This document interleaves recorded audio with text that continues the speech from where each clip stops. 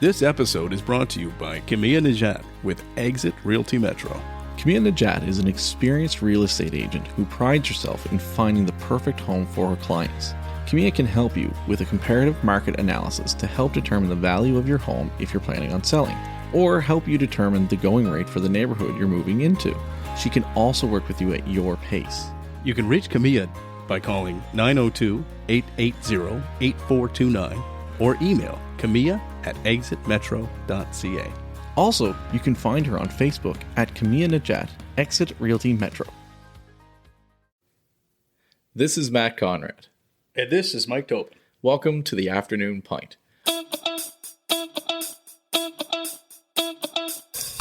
Today's guest is former Canadian journalist and news anchor for CTV's Live at 5, Nancy Regan. Since her early retirement from the newsroom, she has been on many new ventures, including acting, podcasting, consulting others in their public speaking ability, and she even published her first book called From Showing Off to Showing Up.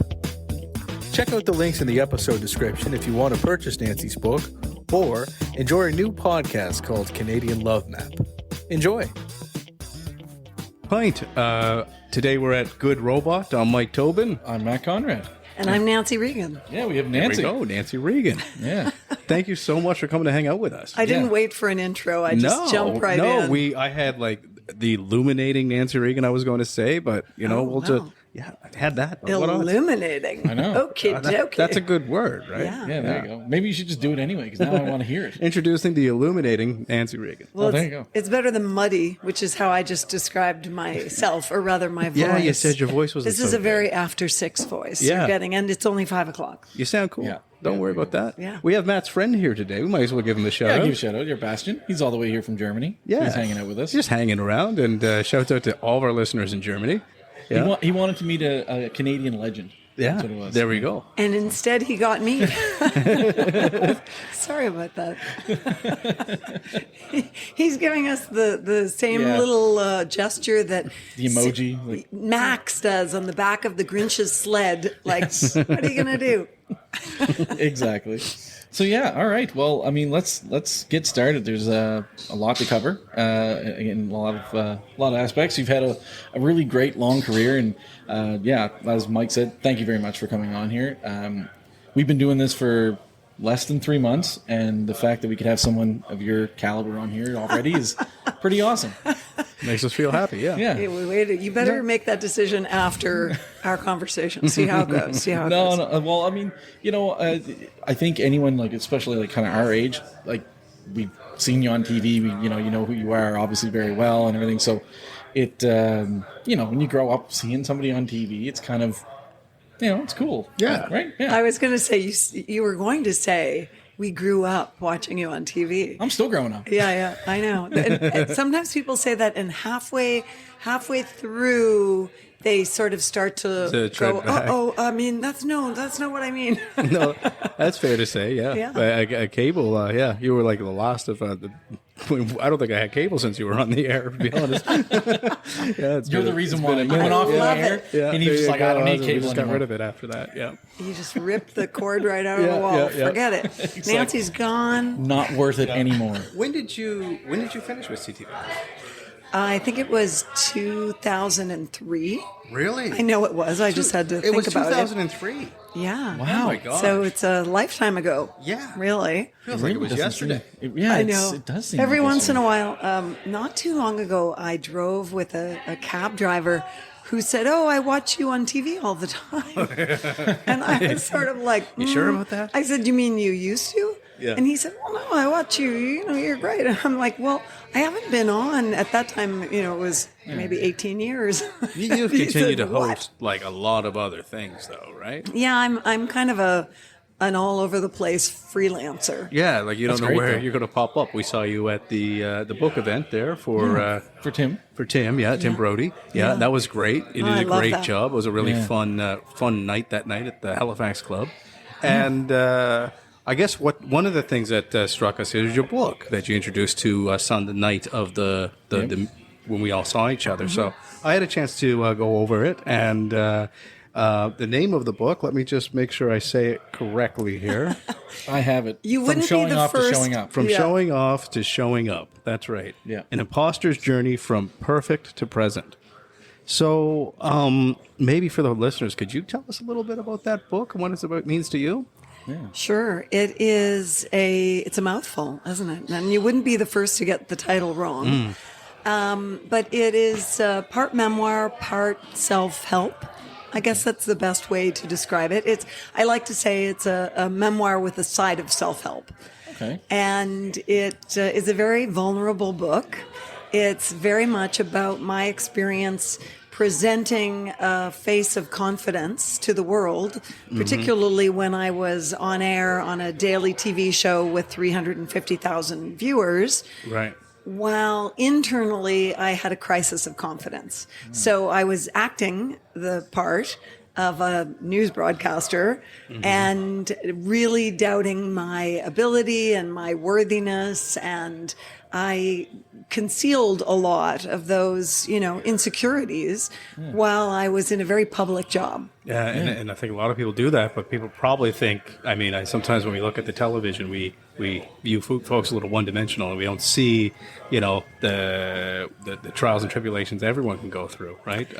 From both in front and behind the screen or wherever they live, right? Sometimes Absolutely. we don't fully see that. And in fact, it's funny you say one-dimensional because there's a funny thing that happens when people are used to seeing you just on the TV screen. It's just two-dimensional. Right. Sure. And when they meet you in public, they in person, they sometimes are like, "Whoa, you look different," because Right. you're in three dimensions. Right. And this book actually was very much about being three-dimensional. And well, I think I experienced what most authors experience, which is that moment of, or many moments of who am I to write a book? And why would anyone want to read about my life, for instance? And there was a point at which I realized, oh, yeah, okay, there is validity to this because people saw me as being this paragon of confidence. And if I'm vulnerable enough to say, here's how I really felt, then it will help other people go, oh, well, she feels like I feel. Yeah. And I sometimes do workshops with teenagers. I do it with all ages, but I really love doing confidence workshops with teenagers or presentation training as well. And I remember a young man coming up to me. He was probably 16, and this was probably 10 years ago. And this was in reaction to a presentation called The Top 10 Things That TV Taught Me. Cool. And one of them was you've got to learn to embrace your inner dork. And it was a sort of dipping my toe into that sense of vulnerability and saying my greatest fear that I always felt I needed to keep as a secret was that really I was a total dork. Right. And that started as a teenager, maybe even younger. And it was the same when I was 32 on TV, all dressed up with, makeup and hair done. But still, that really, when you think about it and dig down, that's how I felt. Like, I don't want the world to know I'm really a total dork. Yeah. But this young man came up and he said to me, you know what? I thought I was the only one in the world who felt like that. And what you described today was exactly how I feel. And there was something just kind of cracking open about him, and that it moved me to tears at the time, and probably was the seed of this book, although I didn't think of writing the book for a long, long time. And when I actually pitched the book to Nimbus Publishing, it was not this vulnerable book that actually Right. I came read that out. in the intro. You had a whole different idea. Yeah, And then they kind of suggested you go a different route. It was really a presentation training book. It was about public speaking and how to get over the fear of public speaking, which is the work I do with clients. But Nimbus gave me an editor who was wonderful. Whitney Moran is her name. Okay. And she pulled this other book out of me because So cool. at one point she sat me down and said, you know what? I think I don't think these were her words, but this is what I took from it. It's like you're hiding behind the podium. Yeah. Okay. And you want it to be a business book, but I think there's a very personal book to When be it becomes personal, offered. you're a little more tuned into to actually getting that help or that taking that advice, because there's just a huge portion of trust there, right? Yeah. Like with your book, and I mean, I know a book that helped me that was written by a Canadian rapper, Maestro Fresh West, called "Stick to Your Vision." Oh, really? I don't know how well that book did around the world, but I picked up a copy of it. I read it when I was in my early 20s. Yeah. It was life changing. And he was just, and it was very personal to it his was story. personal to him, and it was very true. I found it to be very authentic and Mm-hmm. a really authentic story. And I just immediately flipped through it. I remember reading it at a park here in Halifax, which is really odd for me to be reading outdoors, right? I don't Mm-hmm. do that, but I mean, I just was sucked up by it. I read the book and really tried to, at the time, understand what the theme of the book was, of just kind of really living out your vision of whatever it is you want to do to succeed, right? And just making a real plan for it, a game plan. It's a really brilliant way that he put it in that book, right? And I feel the same thing with this one. When you tell your story to people, and you tell that story of just, I mean, I think you said this in the book yourself. You kind of presented yourself as a perfectionist, and you kind of were a perfectionist in many ways. Clinically or whatever, right? But people kind of saw, they didn't know the cracks in between, and the person that just had all this kind of struggle inside of them. They just thought you were the perfect human being, and it's like, that don't exist. So not. Right? So not. It is interesting, like to have you open up and share this story, because I mean, I don't know if you knew this, but Miss Nova Scotia, you won Miss Nova Scotia. I didn't know oh, that. good. We're going to go there. We're not. I didn't know that. We're not necessarily going to go there, but I mean, I forgot. I have somewhere else to be. but like, Just kidding. That adds up to like the whole that perfect Do persona. they still do that? Like I don't Miss know. Nova Scotia? They do it now? I think they do. Yeah? Okay. I didn't know that stuff's antiquated. or what. Yeah, I know. A little bit outdated, I guess, kind of thing. But either way, that kind of adds to that, like, hey, this is the perfect persona or whatever, right? Maybe. And then obviously, then going on TV and things like that. Not to mention, you come from a like Nova Scotia legendary family, I will say. I right? grew up in a fishbowl, and I graduated Yeah. into one when I became a television broadcaster. Yeah. So I guess that's kind of thing is like, you must have felt like a ton of pressure coming from, and like obviously with your dad, MP and Premier, your brother became on MP, Speaker of the House, right? So I mean that came obviously later. You didn't grow up with that part, but still there's that spotlight obviously that's on your family and everything. So did you feel pressure? Did you feel you had to be pushed in a certain way? Well, I think that when I look back on it, I felt pressure that was inferred rather than implied, maybe. I just felt I needed to. I put a lot of pressure on myself. And the reason I want to get back to what you said about the very personal narrative. Yeah. I think as a writer, it's been a revelation to me that I would have thought that if you write a more general story or a more general book, it would appeal to more people. Yeah. But that is so not the case, and I've learned that in an amazing, visceral way. The more personal you are in the way you write your story, the more people it resonates with. And I've had hundreds of people come up to me and say, or send me emails and letters even saying, "You're telling my story. It's like you looked inside my head and you're telling my story." So that's been a gift for me as well, because I am someone who puts pressure on myself. And it was a tough thing to put this book out into the world, even once it was written. Yeah. Because the day it went to the printer, I kind of went into an anxiety spiral thinking about how personal and vulnerable it was. And I've been really rewarded by understanding through the feedback that what I went through is just the human condition. Sure. And I thought it was, And it's like your that young man perspective, said, it too. was just me. Like when it's your perspective and it's authentic, Yeah. it doesn't matter as much as I think I might not relate to everything in the book. Yeah. Right? Exactly, absolutely. But I'm getting your perspective, which is equally valuable, right? Because my perspective of life, or the life I lived or Matt lived, or completely different, right? Yeah. So it's like I get to kind of live your life for a second, which is really cool. Yeah, right? well, and it's like that other book you talked about. Yeah. Written by a rapper. Yeah. Who you might not have had a ton in common with, but because he told a very personal story, it resonated for you. Right? And I understood the themes of the book, and I felt saying the same way he did so many times in life, and it, you know what I mean? That's when it really gets you and progresses you to move on to the Yeah. next step. And as an author, that's a privilege to really to have people. I mean, as I said to someone 2 nights ago, they came up to me at an event and said, "Oh, I'm in the middle of your book right now, and my husband has already read it."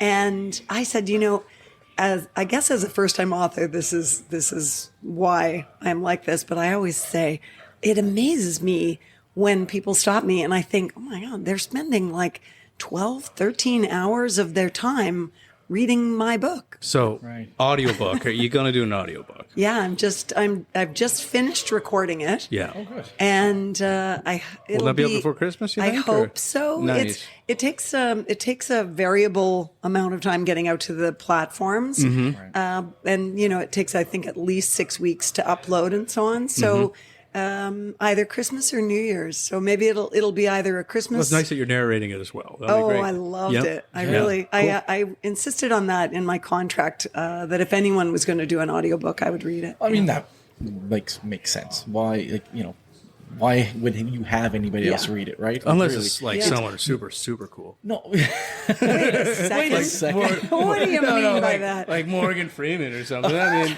that would be kind of you fun. imagine? Just hear Morgan Freeman reading just my story reading your now. story would be amazing. There you go. Morgan Freeman reading the words That would That's be funny. fun. You of got to do Nancy. it.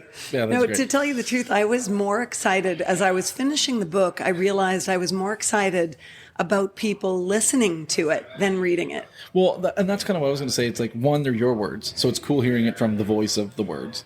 On top of that, just from a simple, sound. You've been doing voice work forever. Yeah. Right? So it's True your enough. it's your job, right? So I mean, really, it makes a lot of sense to have that. I think what you're doing is really resonating with people because I was very excited to have you on the show here, and I kept saying like, "Oh, this week this is what's coming up," like kind of thing. We're really excited to record this, and I think 11 out of 10 people said, "I love her." Oh my gosh, yes. Oh my I have gosh. The same seriously. thing. No, yeah, I got Were the they same thing. drunk? No, for the most part, no. Maybe we were. No. How many pints had they had in the afternoon? That's my question.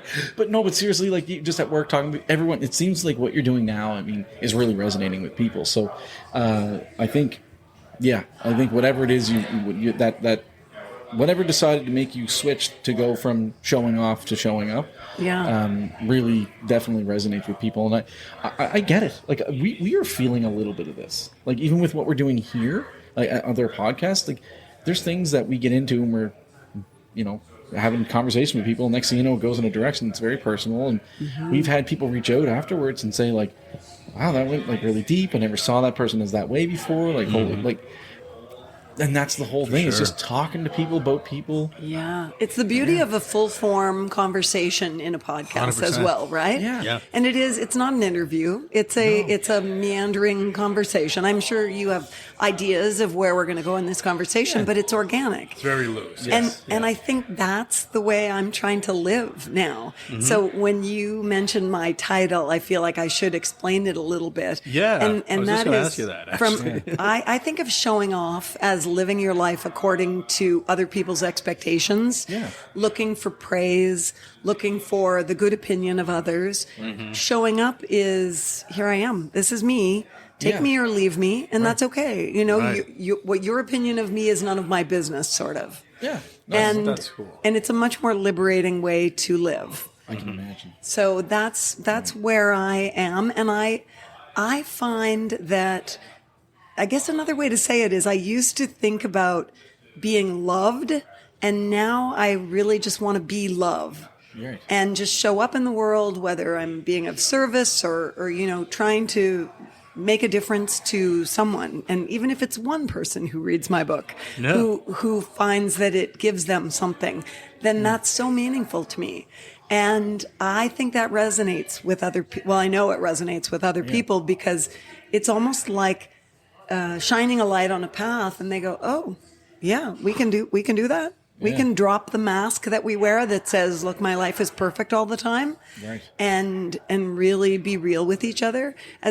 If you've read into the book, you know that I really am a student of Brené Brown, and she has a great way of saying that you can't have authentic connection without being authentic. Right. And that's a fundamental human need, is to have a true sense of connection to other human beings. Yeah. And yet we, as desperate as we all are for that, as hungry as we are for it, we put up these walls that disable our ability to really, truly connect authentically.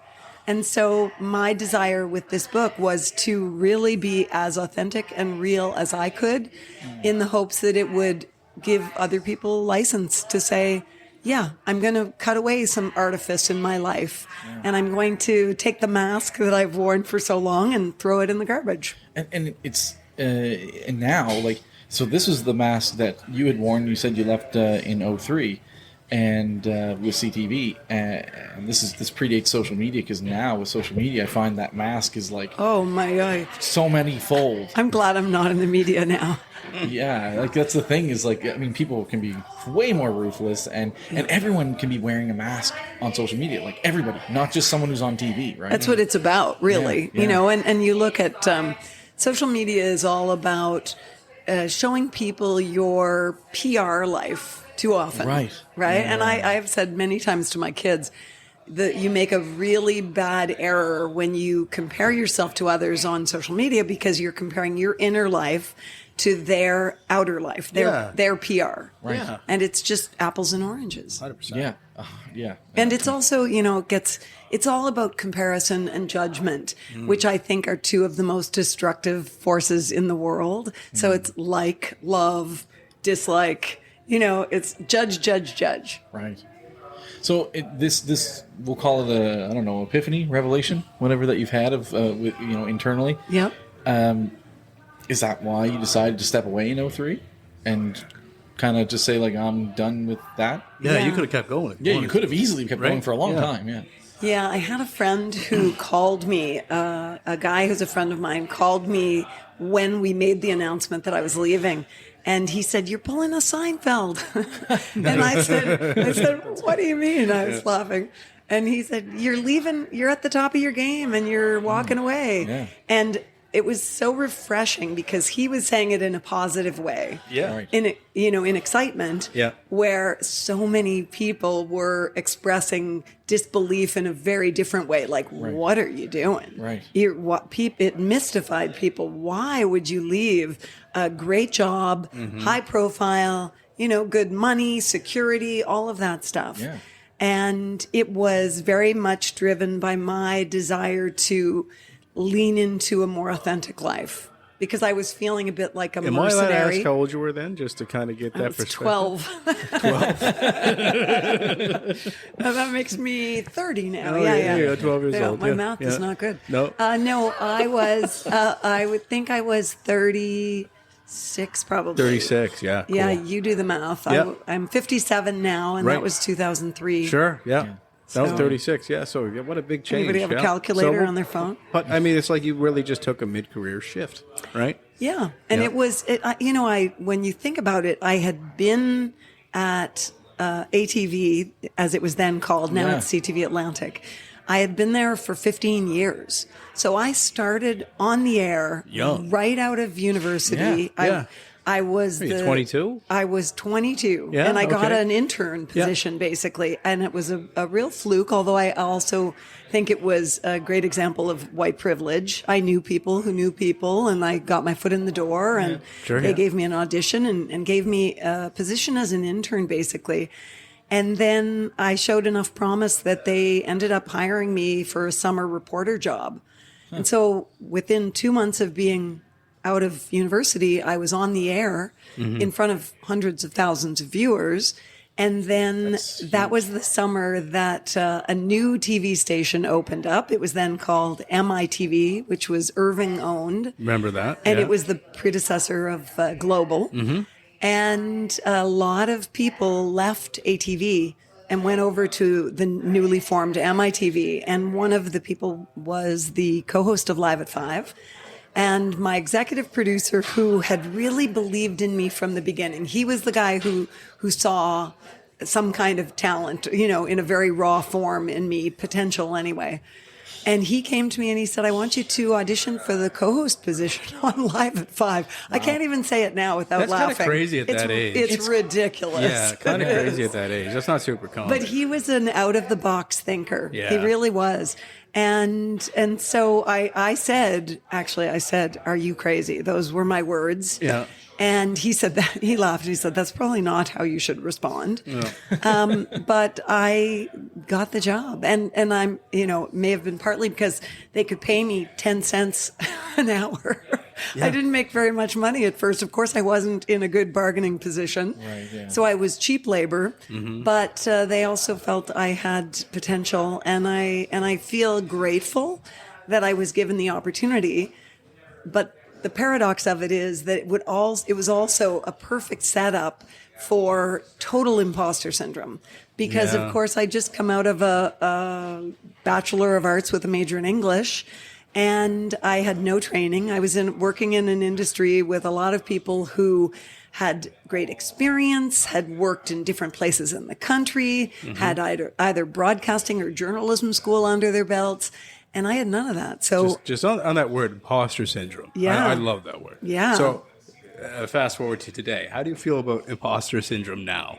Oh, there's controversy around the phrase actually, sure.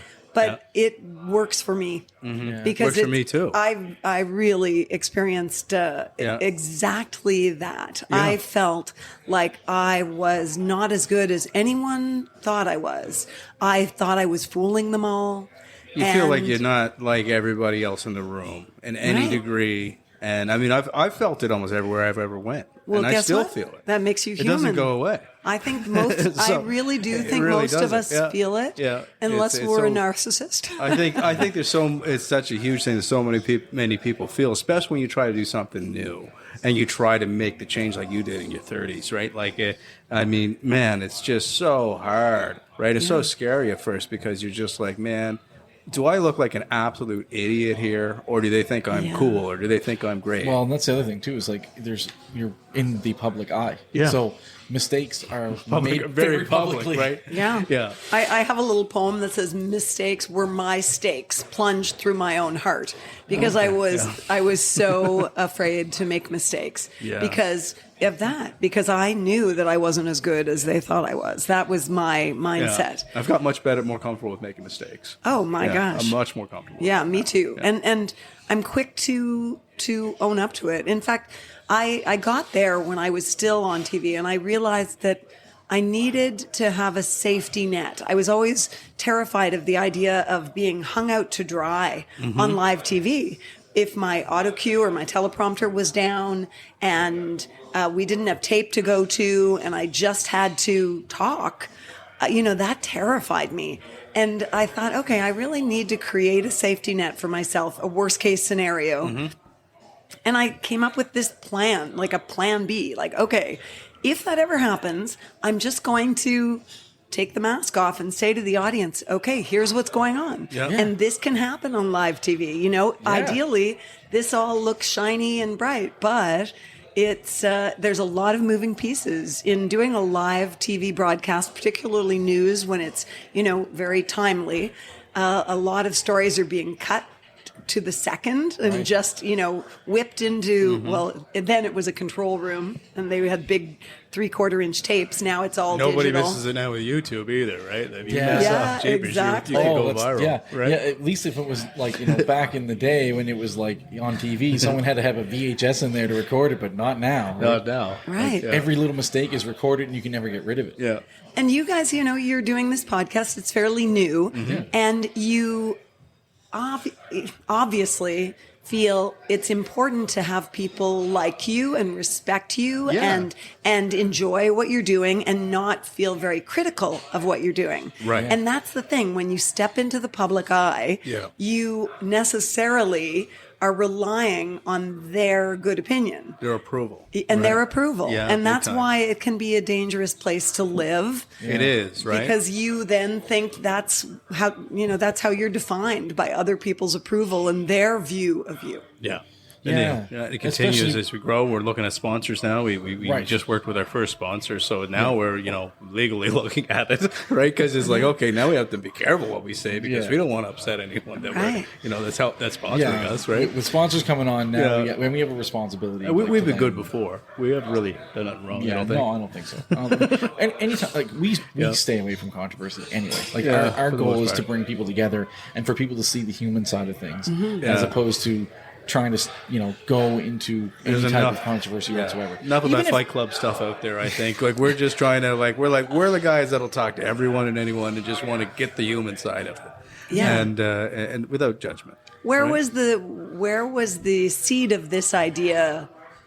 We've been friends for Originated. 20 years. Yeah. So ish. And I've been talking about doing a podcast for a long time. Like 10 years. Yeah. And I mean, I even have scripts. I want to do a scripted television show podcast. And Oh, I want to really? do this. And then I was talking to different friends. And then Matt and I started talking about 2 years ago. And we were circling around on ideas like politics. Yeah, we had- had politics. what else we had? There was one really cool idea that we had. We're going to give it away so someone else can steal it, I guess. But sure. we had this really cool idea that maybe we want to, instead of, we want to focus on like cultures and subcultures within Nova Scotia. And instead of doing the typical, like, here's why you should not hate people and here's whatever, like, we wanted to push it out, have people learn people through their food and their business. So if we wanted to if we wanted to learn about the Acadian people or the Indigenous people or African Nova Scotians and things like that, like we would not go out and say, don't be racist, don't be this. It would be here's part of their food.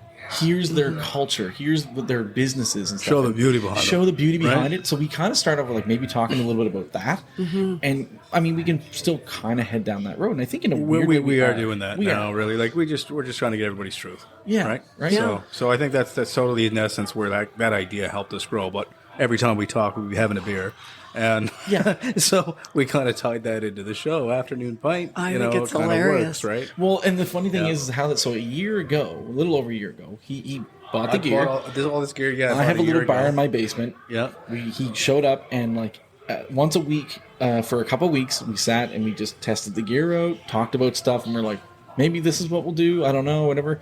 And then it kind of just dawned on us that we're like, well, why don't we just do what we've been doing? Like, why don't we just have a beer? So we got to stop for a second. She just flipped the interview on us. That she 'cause did, too. It's She's true. an expert. Sorry about in that. interviewing. I wondered when you So back realized to I was you. going to keep asking questions. Back to you and your podcast because she's a Jedi You've been master. doing it a little bit longer than us. So what? So I want to. You told us briefly the Couch podcast. So you had a podcast before the one you're doing now. Tell us a little right. bit about your previous Not the podcast. couch. What was it called? That's the casting couch you're thinking of. It was called the Soul Booth. Very Soul different than booth. the casting couch, okay? Totally different concepts. Sorry about that. Okay, that's not what I Oy, oy, meant. oy. Yeah. Yeah, no, Yeah. it was sort of in reaction to Donald Trump winning still the have it. presidency in the States. Okay. It was that time when it just felt like there was a lot of darkness in the world. Sure. A lot of anxiety, a lot of racism and hatred, Mm-hmm. and the world was feeling very dualistic. Very, Yeah. us Yeah. and them. Right. And Still sort of is sometimes. Oh, yeah. Do Like you way think? too much. Very Yeah. much. Holy cow. And I realized, okay, I've been thinking about doing a podcast for a while, and I have this broadcasting background. I'm on this kind of spiritual path, and I am having all these beautiful conversations with really interesting, good people who are doing meaningful things in the world. And I just felt it's my responsibility to take my talent for broadcasting and amplify these voices and the goodness, that I was sort of witnessing in the world. And that idea of having a fulsome conversation rather than just the 5-minute interview or the 10-minute interview I used to have to do on TV. Right. Because that's where you really find a sense of organic flow and connection. And I do think connection is the buzzword. It's why podcasts are so amazingly popular these days. I think conversational podcasts are popular because people feel like they're part of it. Yeah, You know, like the absolutely. Smart Less guys. I don't know if you listen Yeah, to they're them. fantastic. And yeah. it is very much about the fact that, you feel like you're just sitting around having a chat with them and they're your friends. happens to be Will Arnett, right? Which Yeah. is one of Yeah. the funniest guys Yeah, and ever. Sean Hayes, Yeah, Sean Hayes and is the great. fabulous Jason Bateman. Yeah. He is awesome. Shout out to them. Yeah, exactly. We're If coming they're for you, listening by now. the way. Yeah, I'm sure Will's tuned in. Yeah. Yeah, so I mean, I really do think that's what it boils down to.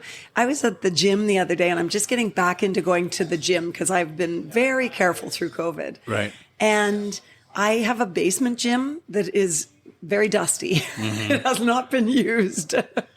And I was thinking, why is it? And it's very much when I was at the Dowplex the other day, and I was realizing how inspiring and enlivening it is when you're there working out with a bunch of other people. It's a great space because it's lots of light, and you feel energized and you feel that sense of community and connection, even if you're not talking to anyone. And I think, that's, Not sure if I'm on your wavelength with the gym. Yeah. But I wish I was. You know what? come on, I'll take you there and see if you feel Not different. necessarily the gym, but like I get that with sports and so I play a lot of sports. I still Yeah. I play competitive football still. So You winked at me when you said that. Well, yeah. Semi-competitive? Is that what you're saying? Well, I do, but I didn't play this season because last season I tore my meniscus AC? and Oh. no MCL and meniscus. Ay. So I took this season off. But but I get that. When you play football, like the guys are really tight and close, and there's that camaraderie. Like we play tackle football, and then on Sundays and stuff, we get together to play flag football just to get out and hang out with each other. And there's that. Yeah, so I know what you're that's saying. cool. I don't feel necessarily drawn to the gym, but getting out and throwing the football around and having that brotherhood of people there is awesome. Brotherhood, sisterhood, Yeah, it is. It's exactly. humanhood. Yeah, exactly. know? Yeah, no, 100%. So, yeah, I can see that. So so then you went from one podcast and you went to your podcast that you're doing now. So Canadian. So let me get this. It's the I Canadian actually Love. paused. Yes. The Canadian Love Map. Yes. Perfect. So I actually just listened to the most recent one of the Storm Chasers. Oh yeah. Yeah. Two women who are storm chasers Yeah, out really west. One in Manitoba and one in Alberta. They Saskatchewan. met chasing a tornado? What happened? Yeah. Well, they What they happened? they are part of a community Yeah. of female storm chasers. Cool. Tornadoes, lightning. One of them is a photographer. Yeah. And so they're part of a group, an organization called Girls Who Chase. Cool. And it is very much about encouraging young girls and young women to be part of STEM, science, technology, Yeah. engineering, and Mathematics. yeah, Yeah. that was a test. I was going to You say passed. music. No, I passed. No, I've heard the acronym STEM before. Obviously, you've not. Yeah. It's on many of my kids' toys. So yeah, so I love the idea and the concept of the current podcast, telling Canadian love stories, and it's funny because when I first heard about it, I was kind of like, okay, how many? I mean, you can always. I guess there's an infinite amount of love stories out there, but how can you keep finding interesting love stories? I guess, right? But it's not just like what I originally thought of, like love stories. Yeah, we've really stretched the concept. And that's great, though. Oh, I love it. Yeah. And it's interesting because I did the Soul Booth for a while and I had some sponsors and I had a producer and it was great. And then the pandemic hit.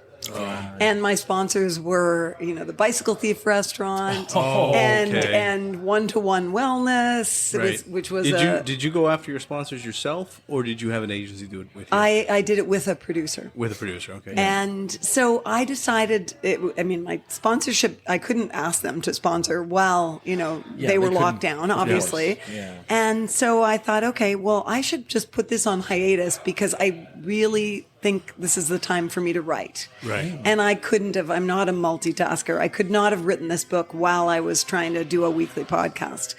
And so when the pandemic, I say this carefully, when the pandemic was coming to an end, Yeah. that's wishful thinking, isn't it? Yeah. As we head into it, what might be a tougher time this winter. Yeah. But I guess a couple of years ago now, I was approached and asked if I would be interested in hosting this podcast. And that's what I thought first, like love stories, like, okay, that sounds a little schmaltzy. Sure. Because it's called the Canadian Love Map. Yeah. But it is love stories of all kinds. Yeah. And Nice. we tell, great romance stories, but we also tell intergenerational family stories. We Right. tell stories about friendships that have changed lives. Like I could sit down and interview you guys, about your connection and The bromance. and what you're doing now. The bromance, exactly. Or love of lightning. And love of lightning and so friendships, but also passion projects. Yeah, Right. So it's about doing something that is putting love into the world. So in that way, it's not dissimilar to what I was doing with the Soul Booth. I really feel like it's such a positive focus. And through some of the pandemic, we had so many people reach out to say, you guys are light in the darkness right now, because it's inspiring stories. It's people who are, really contributing in a special way, even if they're just telling you their personal story. So yeah, I absolutely love it. I always say, this is not a job. Yeah. This is just a hobby that I happen to get paid for. Yeah, well, we'll be sure. relates. Well, we're going to put that in the episode description, the podcast, and great. also your book as well. Thank and you. let us know when it comes out in Audible, right? Yeah. Because, So I will admit I'm not much of a reader of like to sit down and open a book. Like I'll do lots of reading on certain things. I do like nonfiction. I do not read fiction at all. But I have decided to commit this year to quote unquote reading more than I ever have. And I've been doing audiobooks. So commute to work. I throw on great way to listen to I audiobooks. love audiobooks. Yeah, me too. Love it. Yeah. And honestly, I've been going through like I don't think in the last 10 years I don't think I've read 4 books, and I've read a book a month.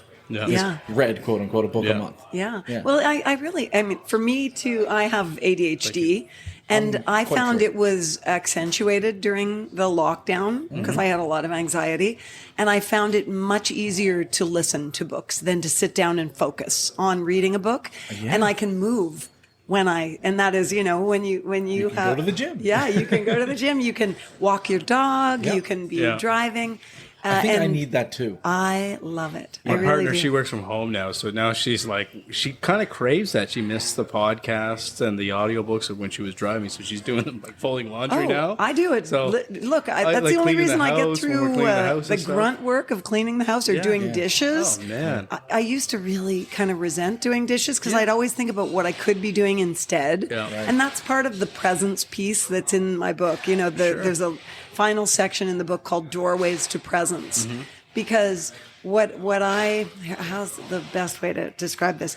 When I work with presentation clients, I am focused on the fear of public speaking and helping them really shine on stage. Right, and we But- got to go back and properly introduce that. So the public speaking, you help folks. How long have you been doing this? You help folks with presentation, public speaking, confidence, kind of getting in front of others. How long have you been doing that? About 12 years. Wow, okay, And that's I cool.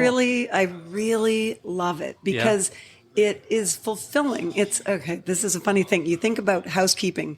When you iron, there's something really satisfying about ironing because you see the results. Yeah, Sure. And so it's like, that feels I iron good. by putting things in the dryer. Yeah, okay. That's not what you do, no? I don't iron okay. that much. Don't get me wrong. Oh, okay. But working with people in this regard is like that for me in that I Right. really see the results. And it's so, it fills my soul because for me, it's an inside job. Yeah. I feel like if people are nervous about being on stage, it's because they are focused on their performance. Yes. Right? Yeah. And if you are waiting, if you have a something to do where you're going out in front of a microphone and you're backstage and you're feeling nervous, it's 9.5 times out of 10 because you're worried about how you're going to be judged, Right. whether you're going to be enough.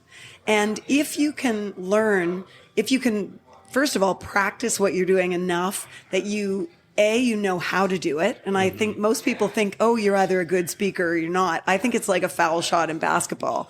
If you haven't been taught how to do it properly and had the opportunity to train and practice, how can you expect to be a good speaker? And frankly, 90% of the speakers out there are not great speakers. We've all heard them. Well, we've seen them. I mean, especially today, you see some of these, I won't single anyone out, but like some of these tech giants, right? They come out and they speak to an audience. You're like, oh my gosh, dude, are you an alien? Right? Like, that's it. where's because you Even know some that. of our politicians who like are in the public eye all the time and have to do speeches, have to do debates and things like that.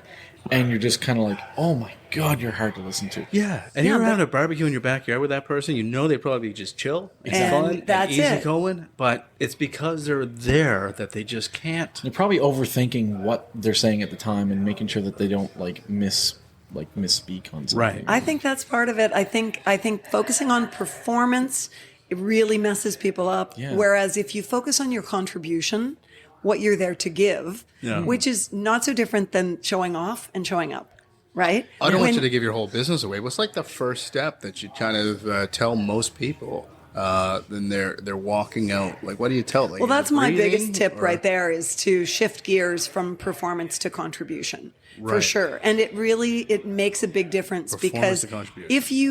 if you know that what you have is worth sharing, Right. then if you're focusing on, okay, I'm contributing something, I'm giving something, rather than how am I going to be judged and who's paying attention and so on. It's a very different kind of energy, and it's also helpful in being present. And so one of the things I say always to my clients is, I don't want you to present, I want you to present. I want you to go up and really be present. And a lot of people think, what is stage presence? And if you really boil it down, it is the ability to be truly present when you're on stage, and that's intoxicating. When you're talking to someone one-on-one or listening to them from the stage, if they're really present and they're, telling you a story, Right. Look which at, is the oldest form of human communication. Say love and rain. Look at Steve Jobs. Right. When he presented, it was beautiful. He You would totally just turned it watch on its head, right? Yeah, like you'd he even watch him and- changed the name. It wasn't a PowerPoint anymore. It was a right. keynote. Keynote, yeah. And he really understood the human brain. I go back and I watch his old ones, because the dude was just so on point. When he could make anything just so flowery and perfect. But you know what? Right. He was a great example of someone who practiced and practiced and practiced. So he looked like he walked out on stage and was just talking to the audience. Yes. The weekend before a product rollout, he would go through his keynote slides at least 75 times. Believe it. Wow. 70 times, cue to cue. So that's up on stage with everybody there, the lights and everything, and go over and over and over it. And that's, Did really in the style practice he was walking out just- loud. Yeah. And he, when I say he understood the human brain, he understood that these slides that have all these words, word soup on them, don't connect with people. So if you can use slides, as he did, that are visual images connected with the language message that you're delivering verbally, it actually appeals to both sides of the brain at the same time. You're hitting the left and the right hemisphere, and it connects through the corpus callosum and somehow really locks in the information and makes you pay attention. Now, I'm no brain scientist. Sure. But that's my understanding of it. So I can't anyone's in refute the it. audience Yeah. who's like, well, that's not exactly right. Yeah. That's the general idea. I think a lot of people, they'll probably look at performance because, like you said, instead of just being present, and that's probably so super huge to change that mindset on stage. Yeah, but it's hard to be present on stage if you have a hard time being present in life. Right. You know what, though? That resonates with me a lot, because I think I see that in a little bit myself. And because I know when I let go of everything and not overthink, everything seems to be going really smoothly. And I'm more on point. I'm just rolling with it a little bit more. I'm like 3 years ago I ran politically, and making, because it was Good for COVID, you, by the way. because it was during COVID though. Yeah. yeah, I made videos. I decided to use it, heavily emphasize, and I wanted to run a green campaign, so I didn't do any signs. I wanted to just do that, right? Do social media and then knock on doors when they let us. So my thing was that you and I sitting here have a conversation. I wouldn't stumble. I'd just keep going. I'd tell you my points. I'd go boom, boom, boom, and I'd go through them no problem, really smoothly. And then all of a sudden the camera's on me, and I'm someone who doesn't have anxiety. I'm someone who, like, I don't get nervous, but as soon as I'm like, okay, this is recorded, and this is going to be something that's going to go on my Facebook page or whatever, my website, I immediately would be like, my wife helped me record things, so it was like I'd stumble over myself, and I'd be like getting frustrated with myself and things like that, and she's just like, you say this exact same thing to somebody at the door or when you're sitting down with somebody, and you're just boom, boom, boom, boom, and you're done, and the minute I go like this, press play, you're fumbling over your words. And the difference between performance and contribution. I totally was in my head thinking like, this video has to be good, it has to be smooth, all this stuff, as opposed to just say whatever it is. And if you fumble up a little bit, just keep moving, I guess. I don't know. I still haven't figured that out, but I just relate to what you're saying. Well, when I talked about how terrified I was of making mistakes on TV, there was a point in my career at which I realized, okay, it's not the end of the world if I make a mistake. And what matters is how I react if I make a mistake. And I discovered through that if I made a mistake and actually could just treat it lightly and make fun of myself, be self-deprecating, not only did it not hurt me, it helped me because it actually endeared me to my audience. And that is part of being real and saying, I'm human just like you. For sure. And after you left media, one other thing I know about you is you went in and you did some theater stuff, right? Yeah. Oh, yeah. He's a theater guy. Yeah, I started in theater before. That's how I managed to pull the wool over some people's eyes on TV, because I had an early education in theater. Okay, and that helped you think? I acted my way. I was acting the part of a TV broadcaster. Are you kidding? That's awesome. I had a director, a film director one time. I was shooting a scene because I did during my time in TV, and then afterwards I did, focus a little bit on TV and film parts, and I'd go and audition, and I did a scene with William H. Macy. Cool. I know. And it was after he had gotten all the attention for Fargo. And he was shooting in Nova Scotia and New Brunswick. And we shot a scene at Dorchester Penitentiary at the bottom of the front steps there. And I was interviewing him. I was a reporter, which I often was cast as a reporter. And we got halted what show in was shooting. This? Sorry, I can't remember. You're going to throw you off, but I think I saw it. I'm just trying to be honest with myself. I know. I thought I saw you acting in that. As a I know. reporter in a show. I've got it on the tip of my tongue, and I can't think. You were on that hobo one, weren't you? Were you on the hobo with a shotgun? Oh, I was in a bunch of. Sometimes I get residual checks, and I'm like, "What was that for?" Anyway, sorry. I'm sorry to interrupt your story. Go back there. But this director, when we had a chance to, you don't usually get a chance as a bit player to talk to the director, but because there was a problem and we were stopped, and I was with William H. Macy, the director was there just chatting with us, and he said to me, he said two things. He said, I found that you can't hire a regular actor to play a reporter or a news anchor because they just can't get the intonation right. Like, you've got to actually get a reporter to do it, which I thought was funny. But then he also said, I bet you don't get the credit you deserve for how much acting you do in your role on TV. And I was like, oh, thank you. Someone recognized. Yeah. Cool. So I was acting my way through a lot of that. And, that was because of a lot of insecurity. And I'm glad now that I went through that, because I think I think if you can get to a place in your life where you look back and realize that every shitty thing that happened to you or that you went through served you in some way and taught you something and helped you grow as a person, then all of a sudden life makes a lot more sense. Sure. Yeah. That's all you can do at the end of the day. So how are you doing now? Like with that confidence level and that, I guess we'll give a shout out to Tim and everything with that gremlin on your back kind of thing. Yeah. The gremlin, I've been able to shrink the gremlin, which is great. Like, Honey, I Shrunk the Kids. I just am enjoying life. And it's been as I said, I use the word privilege, to have people spend their time reading my book, but then reach out and say, wow, this really has made an impact in my life. That is the most amazing gift. It really is. Yeah. And I'm interested in writing more. I am doing a lot of things that I just love. Like Friday night, I'm driving to Inverness and I'm going to MC one of the Celtic Colors concerts. Oh, cool. And, Thursday, I'm doing MCing a charity golf tournament that is for Make-A-Wish Foundation. Nice.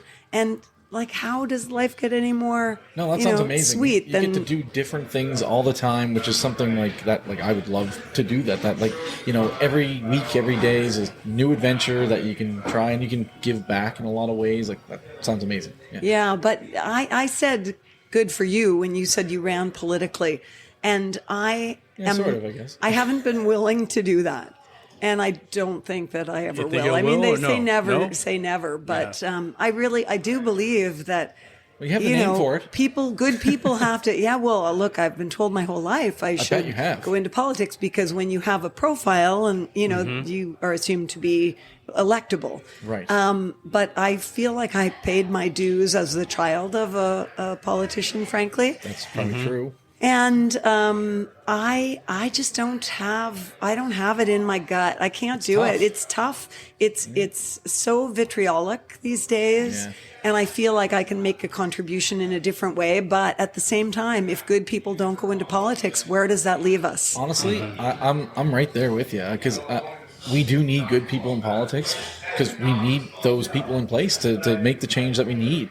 But at the same time, because I get asked all the time, are you going to do it again? Are you going to do it again? Because I came pretty close. Yeah. And Are you going to do it again? yeah, right now, I'm really excited about this. I'm really excited about talking to people and getting that humanity out there. And as we talked before, like Mike and I sit on a board, a trustee board together. And I'm really happy about that. I sit on 3 boards, community boards. So it's hard. You see, you're giving so much back, and that's why I can relate so much to it, because when I do these other little things, I don't feel the need. That almost like I'm scratching that itch. It fills the need, Right? yeah. That yeah. need to give back It's contribution. Yeah. And I really believe that a lot of people make the mistake of thinking that being rich would solve all their problems, that what they really want is to be rich and then life would be easy. And I don't think that's the case at all. I think what we really want, without knowing it a lot of the time, is to be enriched. And to live a life that is rich in a different way. I half agree with that. I mean, You want to be rich. Well, no, I would love to be rich. And Show me the money, he says. But also, like, we have a major affordability issue going on right now that this world hasn't seen since the 80s when I was a baby. Oh, don't get me Right? wrong. I mean, Like, money serves its purpose. Yeah, and so it's like when these things happen, things get more polarizing, and it's happened like this before. History is just kind of a big, like, you can watch it, and it just seems to almost be the same thing over and over again. It's kind of crazy, right? That people don't just look at the book and say, we should do this differently this time. Yeah, well, let's reinvent the wheel. Yeah. But yeah, man. So I don't know.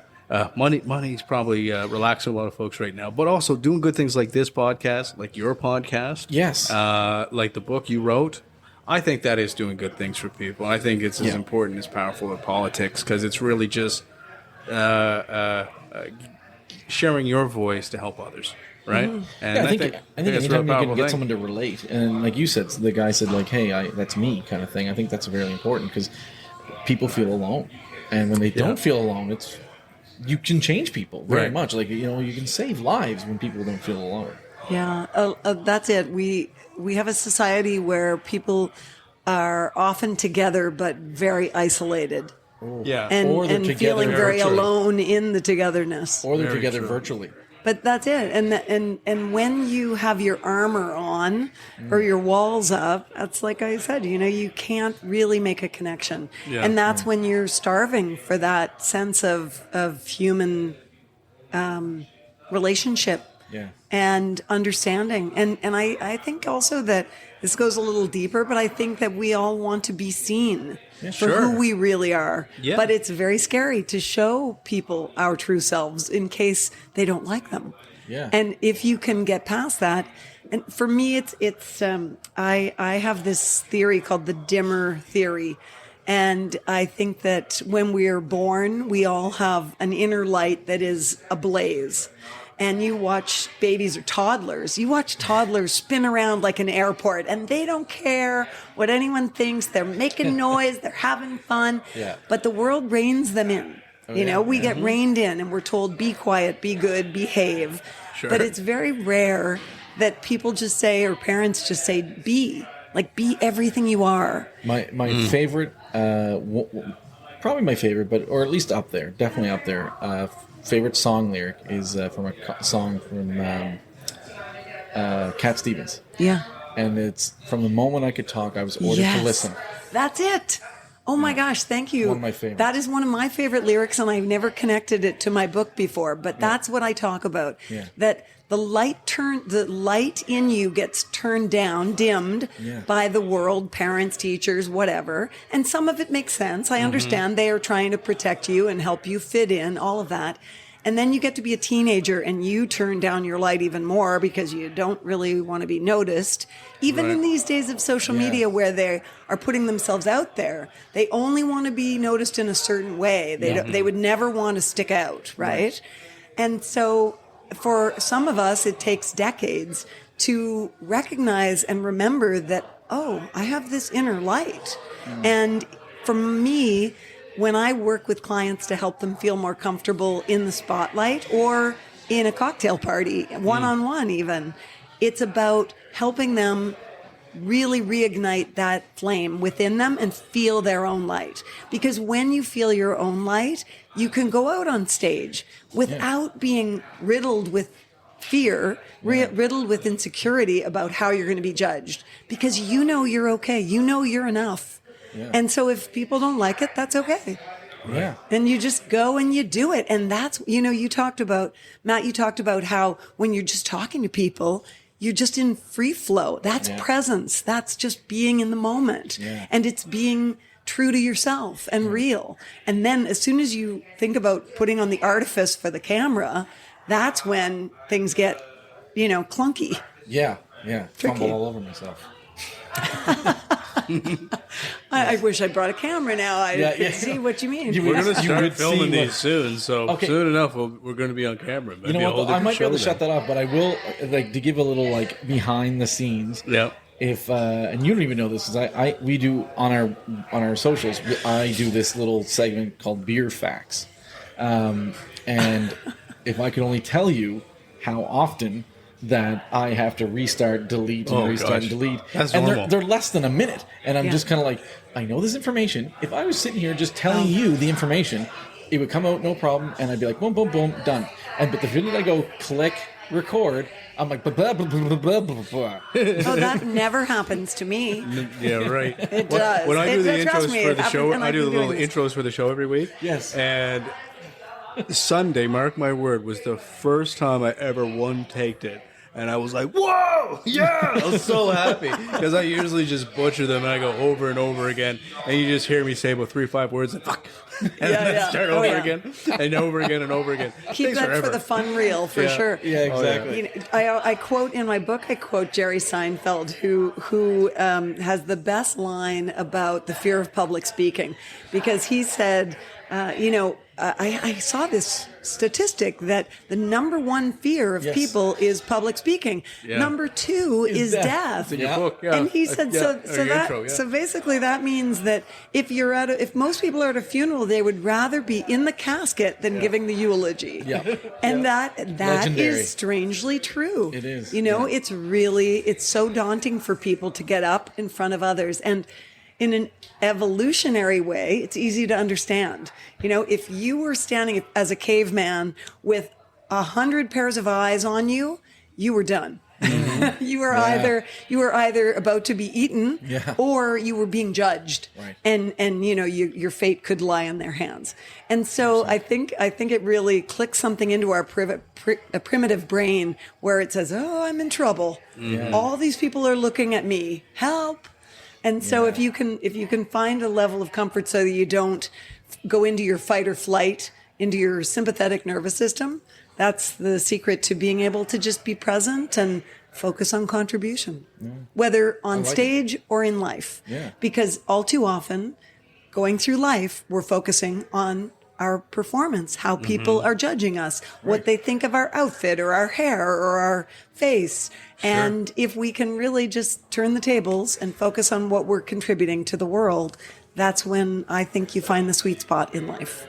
That's beautiful. I think that's a really nice way to wrap this up. Yeah, I think that's it. That's perfect. Thank you so much for hanging with us today, and I hope you enjoyed your drink. What do you have, by the way? Thanks for the cider. It's a cider, okay. Yeah, I don't have the can anymore. It was an that's apple. Lake- It was Lake City a cider. crisp apple cider. Crisp apple cider. I had, which one did I have tonight, Matt? I forget now. I had you had, okay. So How they had- many did you have? They had just one. they had they had their IPA. I think it was actually called Storm Chaser. So Oh, yeah. You're kidding. Yeah, I had a Storm it's Chaser. he had the category 6 and I had the category 7. Yeah. Wow. Yeah, so okay. kind of fits a little bit, right? Yeah. You know, so there you go. What are And you drinking, my friend? Bastion had a flight, but now he's drinking something that I don't know he's Bastion, drinking. what are you drinking? I had a flight of IPAs. Yeah. I switched to, I think it was a patio pale ale. Okay, so he had an Patio pale ale at Perfect. the Good Robert Brewing Company. Yeah, so yeah, Awesome. Good Robot is so they've been very gracious. This is the second week in a row that we've actually been here since we lost our home at Serpent. So, so thank you very much. I am very grateful that you came on with us. Very grateful. And Oh, thanks look, for hanging I'm with us grateful. too, Bastion. Yeah, awesome. All right, yeah. one more cheers, Yeah, guys. and Thanks, we'll, guys, so yeah, much. awesome. Really appreciate it. Thank you so much.